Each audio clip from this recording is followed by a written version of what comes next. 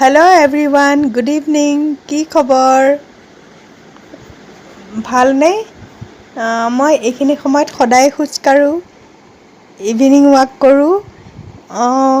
এনে সময় পালে মই এনেকৈ ইভিনিং ৱাক কৰোঁ।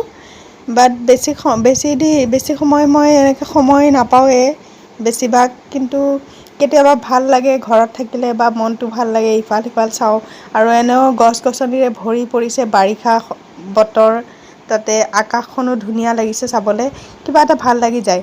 মনটো বেয়া লাগি থাকিলেও কিবা এটা ভাল লাগে মানে।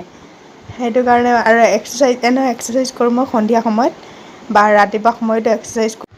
মই এনেও ৰাতিপুৱা সদায় এক্সাৰচাইজ কৰোঁ, আৰু এক্সাৰচাইজ এনেও শৰীৰৰ কাৰণে ভাল, সেইটো কাৰণে মই কৰোঁ। আৰু ইভিনিঙত সময় পালে সদায় ইভিনিং ৱাক কৰোঁ, ওপৰতে, বাহিৰত নাযাওঁ, ঘৰতে কৰোঁ।